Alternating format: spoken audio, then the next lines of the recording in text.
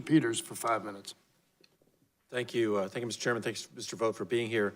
Your budget assumes long-term growth rates that are a full percentage point above the projections by CBO and the Federal Reserve and most private forecasters.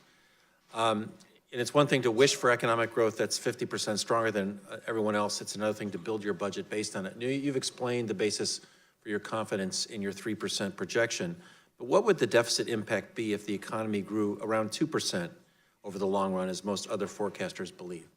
Sure, thanks for the question. My answer is two parts. Number one, we've had an understanding that has turned out to be true that our economic policies would lead to growth.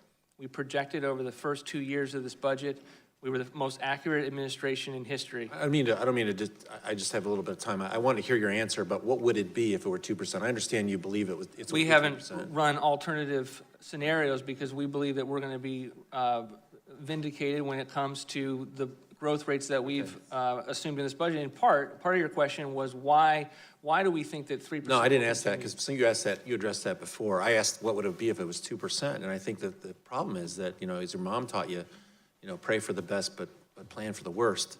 We're pretty exposed if growth comes in around 2%, and we haven't planned for it. Let me ask you a question about energy. Your budget cuts energy research and development programs by more than 60%, while eliminating tax benefits for businesses and households that invest in renewable energy, energy efficiency, and electric vehicles. But the administration's own assessments conducted by independent evaluation experts show that the Department of Energy's clean energy programs have provided at least $7 in benefits for every $1 invested, and probably much more, compared to what the private sector would have achieved on its own. We talk about dynamic scoring in the context of tax cuts, but here's an example where we're getting a return on our investment. Why would your budget slash programs that are successfully supporting U.S. innovation, competitiveness, and job creation in emerging clean energy industries that are also protecting the environment and public health?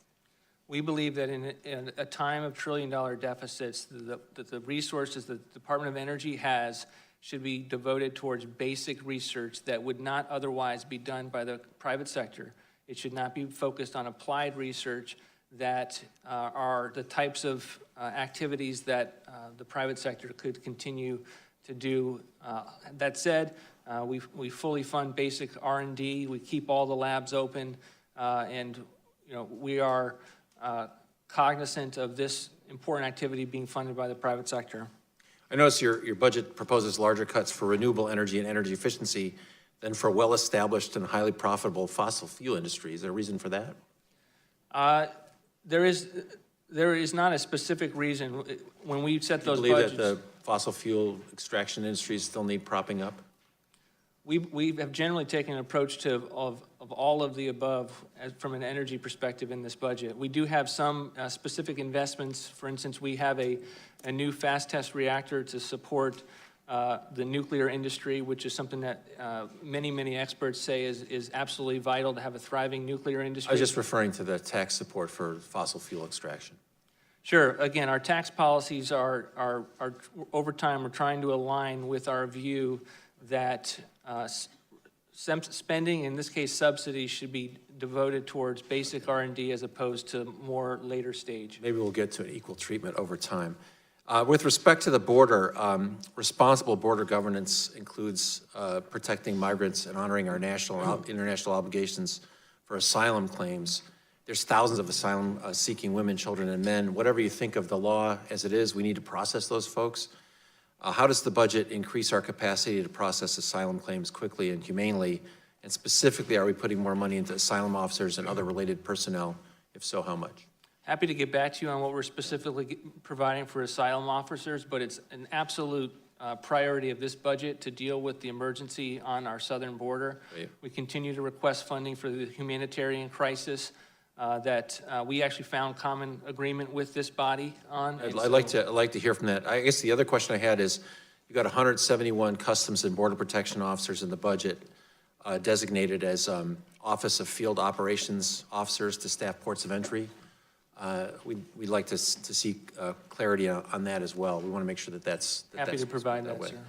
Finally, any thoughts on the effectiveness of IRS enforcement? Do they need more resources to be more effective and to make sure that everyone's paying their fair share of taxes? We do think that the IRS needs, a dollar spent for IRS collection is a dollar well spent. And it's one of the reasons that we have a program integrity cap adjustment in this budget to make sure that IRS gets the necessary resources within this budget, and it actually causes us to be able to generate savings over the life of the 10-year window. Okay, thank you. My time has expired.